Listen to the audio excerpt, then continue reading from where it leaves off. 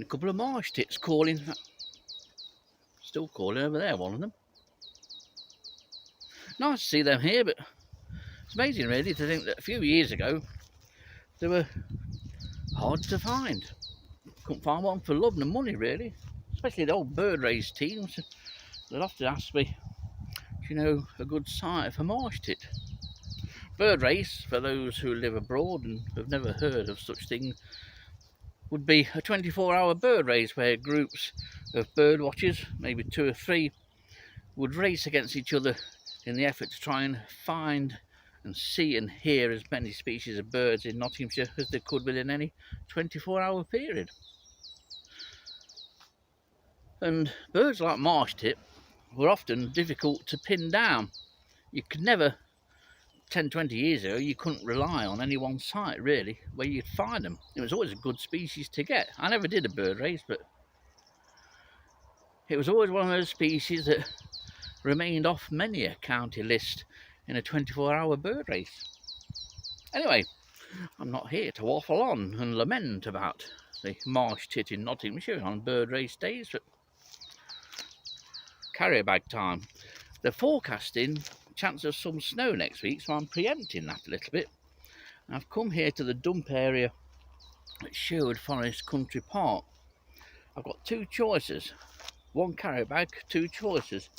I may well have to go and fetch another one from the car.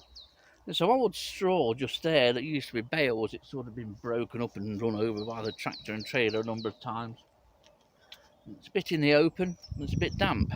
Just here, out of shot, there's copious amounts of wood chip that's been here a good few years actually. It might have been topped up.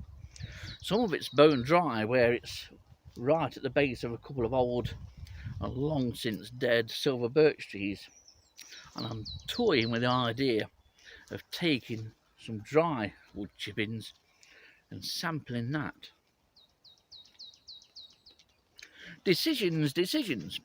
All will be revealed which sample I'm going to take in the next shot.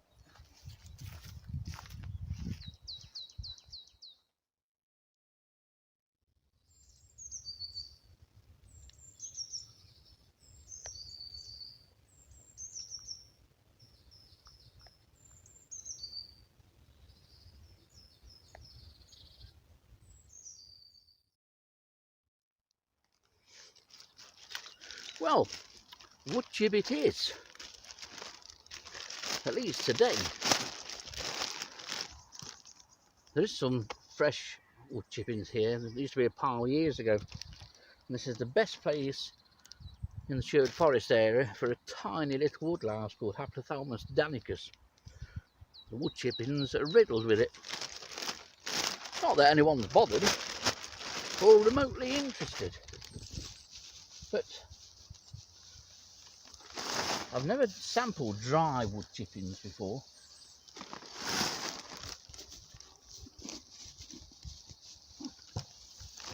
I'm hoping for the odd false scorpion.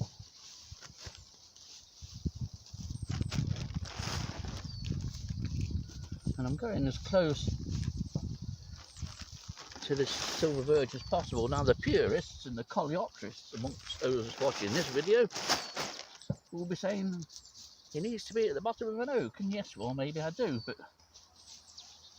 I haven't got an oak.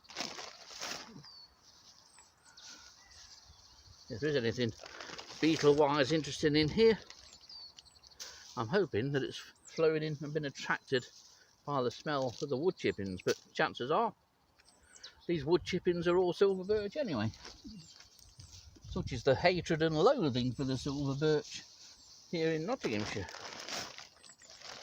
That's a decent enough sample. It says taking some more. It's absolutely bone dry, so is it too dry? Now fill that hole in. Job done. Whether we get any snow or not is debatable. For the last 2 or 3 days they've been saying the stiff breeze will lessen and it'll be dry and bits of sun, but to be honest, It stayed cloudy, it stayed breezy, it's been quite cold. And this is the best day, or the actual day, that they've forecasted the weather correctly here. It's coming off the North Sea, which is never usually a good direction. I don't expect it to be 70 degrees Fahrenheit, but today feels entirely different to the last 3 days, to be honest. So, put everything back.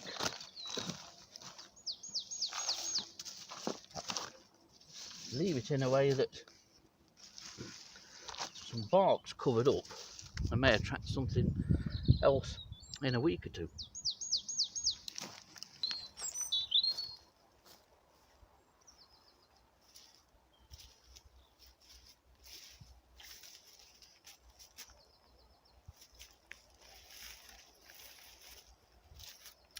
Well, I've been back to the car and got myself another trusty carrier bag for life. I'm looking for something else. I want to take another sample while I'm here, just in case the forecasted cold and potentially snowy weather does arrive. That will remain to be seen over the weekend, but this area, in fact most of Sherwood Forest, used to be used by the army at one time many years ago, so there's remnants of little trenches and dugouts. There's one here and there's one just over there. That one's deeper. Now, a number of years ago, Dillis and I found a hazelpot beetle larval pot complete with larvae, and I think it was in that one there, which is a deeper trench. There's one of only 2 hazelpot beetle larvae that we actually found in the wild. We spent hours and hours and days, and even Richard Urridge from Radio 4 came along one day and gave us a hand, but ended up being of no help whatsoever. The other hazelpot beetle larva we found was in a grass tussock, or at the side of a grass tussock in a slight depression, which was infilled with a few dead leaves. So I think there's a sample from that one over there.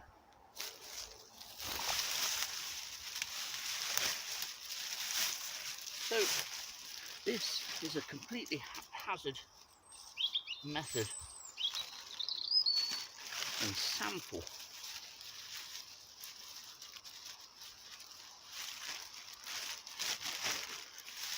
Now the sides of this are moss covered, so I'm incorporating some moss in the sample.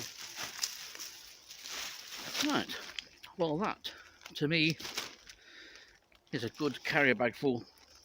There's a lot of sorting hours in this.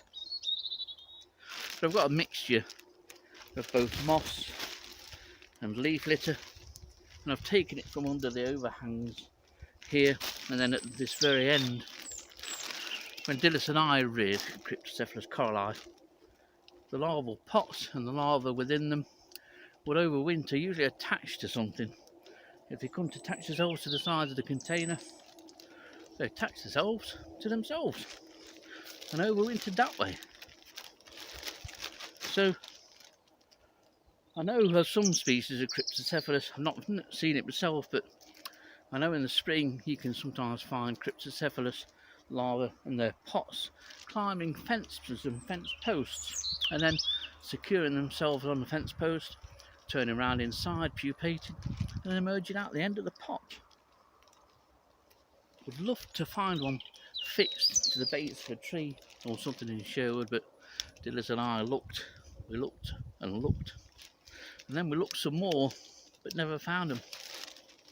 So it's home for this lot, if I can clamber out. Well, I've got my little sample of moss and leaf litter from the old army dugout just to my left. This was the area where we did find 2 hazelpot beetle larvae. The only 2 out of many hours searching and doing what I'm going to do with this, and that's search through it and sort it in the comfort and warmth of home. So that's where the next part of this video will take place, and not here, where it's a bit cool today now.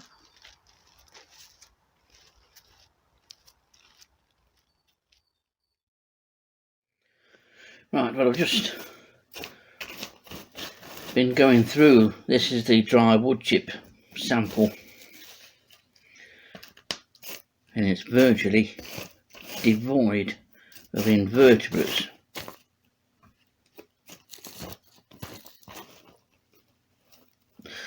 Maybe not. What have we got tucked in here?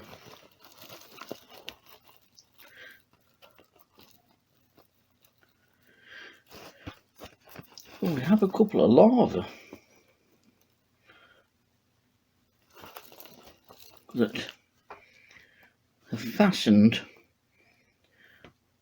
this, or these dry leaves and bits of wood chip together.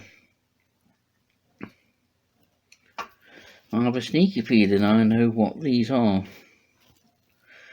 I think these are meal moth larvae. And there's two here, two together, and they've, it looks like they've created a tube-like structure. They're about an inch long, 2.5 centimetres. If I just slide that up there, you can see the other one just moving through on the tray.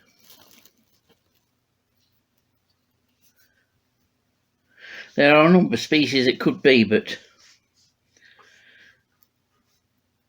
we'll have to have a look. I'll take some photographs, I'll have a closer look, but I have a sneaky feeling it's Pyrrhus farinalis, which is meal moth.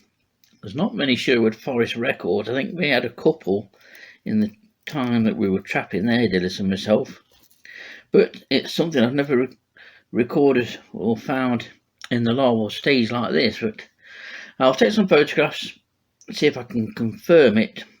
Larvae, especially those of micromoths, aren't the easiest of things to confirm an ID, but one thing's for certain, this is something else that will need rearing out to ultimately confirm and be 100% correct. So, not so empty a carrier bag as I thought. I've gone through a lot and not found anything really, nothing of interest. So, let's get a pot and sort out some photographs. Now just put some more leaf litters. I'm virtually down at the bottom of the bag of this leaf litter and moss sample.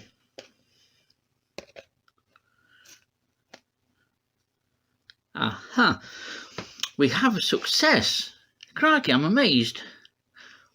More or less in the middle of the screen, just slightly below, is an overwintering pot.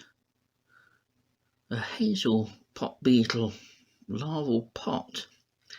This one measures about 5 mil in size. I'll see if I can get you a bit closer, but that's it there. The chances, this is only the third time I've ever found one, but the chances of finding one, well, I'd hate to think what they are. The number of times that we did this. Maybe the warmth of the house will encourage it to put in an appearance, but I need to have a look. The larval head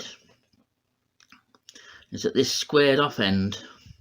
See how the other end is rounded? The pot's a little larger than the actual larva itself. But anyway, I'm going to have a quick look at it and then see if I can get you closer. Well, good news. I've had a look at the casing through the open end. This is the open end here, the squared off end, and there is an occupant. There is a larva inside, and I'm presuming that the larva is alive and well. It may well actually make an appearance now that we're in room temperature. Now, this end is open, But the case is designed in such a way that the larval head, which is the top of the head itself, is flat, and that plugs this open end of the larval case. Only when Cryptocephalus coryli larva is in a molt will it almost completely close that end. It just leaves a tiny little hole for ventilation. And if I think the larva's there. And this is my eyes. I think the larva is very close to the entrance of the pot. As we look at it, saying the pot entrance is on the left.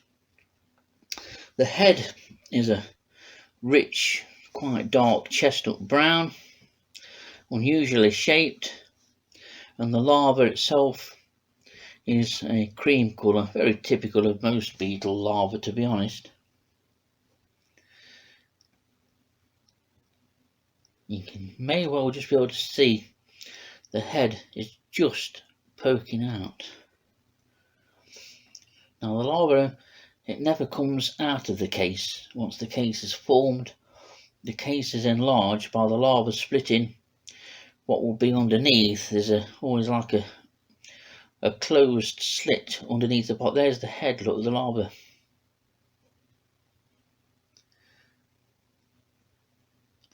Head and a couple of legs. You can see now how flat the head is. But the larva only comes out enough just so that it can crawl around. It might struggle on this flat tray, but this is purely for the benefit that you'll be able to see it.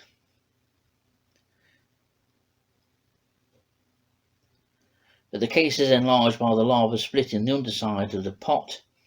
It opens up that split and then fills that split with its own frass, and that enlarges the pot, and the pot becomes quite a size.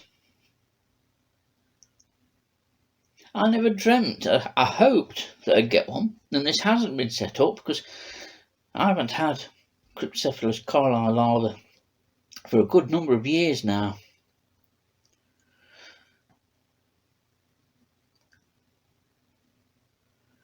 So I'm quite stunned.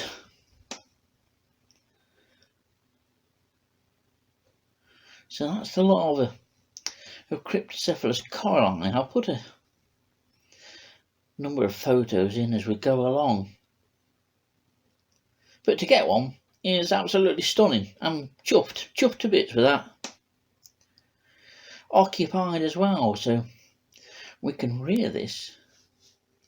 Well, I've set a small container up. There's a thin layer of substrate, which is exactly this stuff, just the leaf litter, the well rotted leaf litter, and I've put some of last year's leaves on, all silver birch. There's the pot, look, in the middle of our little setup. And this is more than enough for this larva, but I will feed it on fresh leaves, and I do have access even now in the early first week of March. I have got access to fresh silver birch leaves, and although they will take oak, it's quite reluctantly. Adult beetles will sometimes be found on oak, but the larvae vastly prefer the leaves, fresh leaves of silver birch. Even now, a little head is poking out. So, lid on. Now we'll keep it cool. We'll keep it as cool as possible. In fact, it might go outside into the shed where it's got a natural temperature.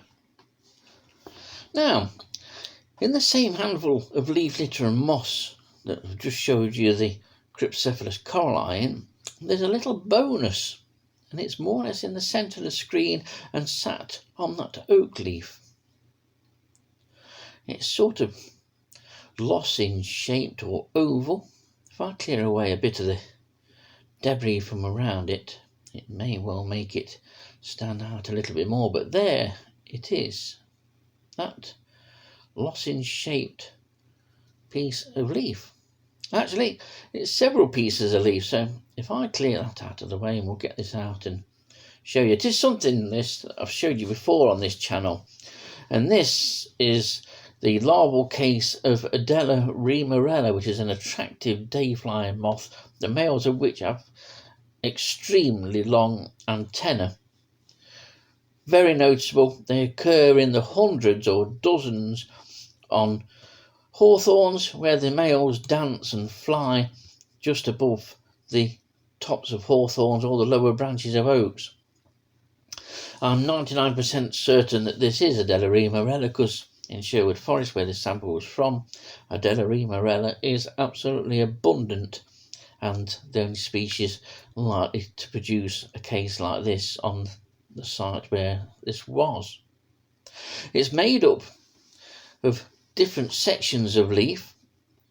The oldest section of leaf is the right hand, the darker bit. You may well be able to see that there's several shades of leaf on there, and that's where the larva has added different sections of leaf as it's grown. If I remember right, the egg, when first laid on the leaf, hatches. The larva then mines into the leaf, cuts that leaf out, almost a circular section, and then that section drops to the floor, where the larva then feeds for the rest of its life on leaf litter, and it enlarges the case as it grows, so that lighter shading or lighter coloured part of the case is the newest, and that's where the larva, if it still is a larva, it could be a pupa, because the moth flies in sort of April and May. But this is quite a good find. It's not something to find very often. Sometimes you can find them under bark that's on the floor or under logs, or in leaf litter samples like this, where I found it on a couple of occasions. So I'm pleased with that. This is a little added bonus. The moth is very common, even common enough to be noticed by members of the public, but the larval case is a different matter, and there's probably a few lepidopterists in the county that have actually seen this. And I didn't expect this. I've just been downstairs for a couple of minutes, and this Adela remarella hasn't pupated after all. It's still in the larval stage. You can see the head just on the left hand side, just poking out, and it has shuffled forward once. It's very similar to all the other larvae which make portable cases, only the forelegs are ever out of the case, and the larva stretches forward and then pulls the case forward as it goes along. That's a little tiny beetle that's scuttling around there and gone out of shot now. This is the first time I've actually seen the larva of Adela remarella, so I need to try and get some photographs. Pupation obviously occurs then shortly after awakening from overwintering. In the end, this one generally empty carrier bag of moss and leaf litter from out of that dugout has provided some sport.